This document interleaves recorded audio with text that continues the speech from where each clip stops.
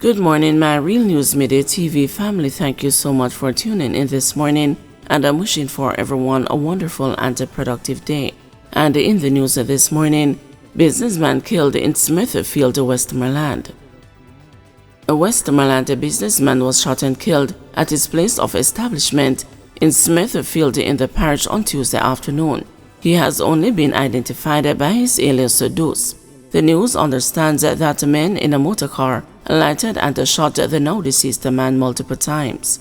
He was pronounced dead at hospital. Police sources disclosed that the late businessman was a complainant in a gun court matter. Thieves take off with over $500,000 in Little Caesar robbery. The Westmoreland police are reporting that thieves made off with $500,000 after they held up a worker at a Little Caesar place in Negril on Sunday night. The news understands that the robbers held up a female employee with a knife at her neck as she attempted to empty the night's trash at about 11:50 p.m. She was also robbed of $10,000. Reports from the police are that a worker at the establishment was in the process of closing up when two men armed with knives forced their way into the restaurant after she opened the door to discard garbage. One of the men reportedly held a knife to her throat and robbed her of her purse containing $10,000 amongst other documents. It is alleged that the suspects also made off with cash amounting to approximately $500,000, which was taken from the cash register. A report was made to the police, who are currently investigating the matter. One dead, another detained after a fight at a construction site in St. James. One man is dead and another is in police custody following a fight at a construction site at Rose Heights in St. James on Monday afternoon. The deceased has been identified as 21-year-old Sedno Edmondson, otherwise called 12, a mason from Beirut in Rose Heights. The suspect, who is 19, is from the said community. Reports are that around 3:34 p.m., the two men were at a construction site in the community when the suspect took up a bottle containing rum and left. It is alleged that Edmondson got upset and an argument subsequently developed. During the argument, the suspect told Edmondson about his mother. Edmondson, who had a shovel in his hand, attempted to hit the suspect, but he ran to his yard and returned with a knife. Edmondson, the police said, again attempted to hit the suspect, and the residents tried to separate them. However, Edmondson failed to adhere and swung the shovel at the suspect, who used his left hand to block it, resulting in him receiving bruises and swellings to the same hand. Edmondson was then stabbed in his abdomen. He fell to the ground, the police said, but got back up, held onto the suspect, and swung the shovel at him again. Edmondson was again stabbed in the region of his neck. The suspect fled the scene, threw away the knife, and visited the Mount Salem police station to report the matter. He was seen with bruises and swellings on his left hand and under his left eye.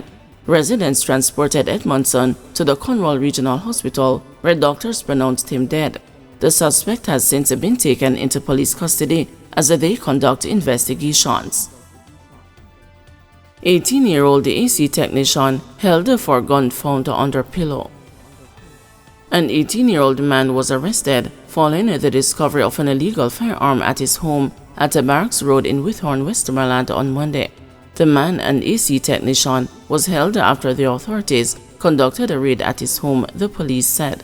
Reports are that around 3 p.m., a team of police officers acting on information went to the home of the suspect, armed with a warrant in search of illegal firearms and ammunition. A search was conducted of his bedroom, where one MP Smith & Wesson 9mm pistol with a magazine containing 5 9mm live rounds and one spent casing was found under a pillow on top of his bed.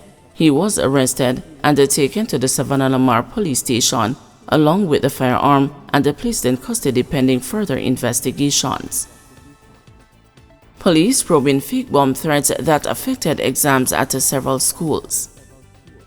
The police high command has launched a search for persons behind a series of fake bomb threats that caused major disruptions to the sitting of external examinations at several schools on Tuesday. Students sitting external exams at Kingston College and Campion College had to be relocated to other institutions across the corporate area following bomb threats. The fake bomb threat was issued at Kingston College in an email sometime on Monday night. The police say thorough assessments were carried out on the compounds of both schools Tuesday morning. The authorities say a response protocol will be developed along with the Ministry of Education to deal with future occurrences. Senior Superintendent Stephanie Lindsay, head of the Corporate Communications Unit, told the news that the police are seeking to find those responsible for the threatening emails, pointing to a similar situation last year in which a series of fake bomb threats were issued to schools. SSP Lindsay bemoaned that the perpetrators seem bent on creating havoc. SSP Lindsay added that the police have been in contact with the schools that received the emails and have reassured the institutions that they do not need to panic. Well, what we are seeing now is a repeat of what happened last year, and we see where there seems to be a set of persons who are bent on creating mischief. They have done the national assessment, and from one indication it's a hoax. People are just being mischievous and disruptive, so they have cleared that the investigation, and they have a discussion with the Ministry of Education and the schools, and we have worked with the protocol as to how we will treat these matters going forward.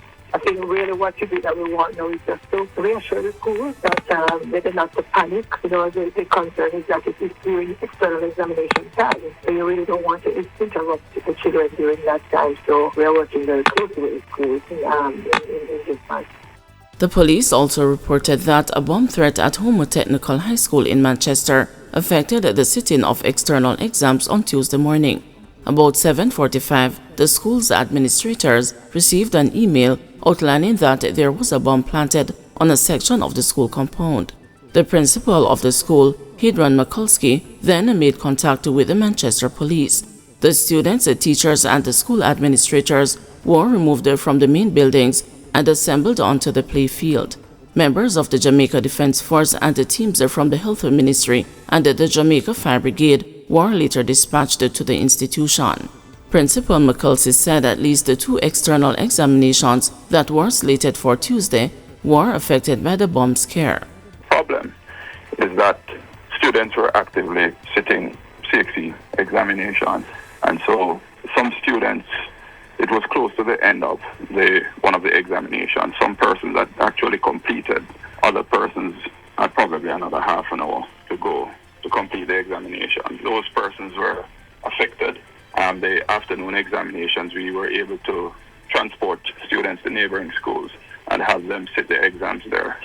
So we'll have to first consult with the students to find out if they were affected and the extent, and if it is that persons are of the view that shutdown affected them, then we will have to pen a letter, of course, to CXE outlining the situation, because it's kind of difficult for them to resit the paper or to continue the paper because they were not held in a sterile area.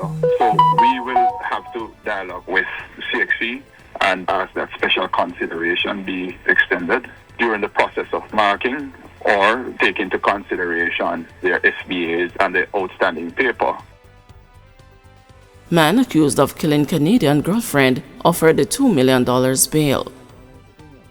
A man accused of killing a Canadian woman said to be his girlfriend was offered bail in the amount of $2 million in the Hanover Parish Court on Tuesday.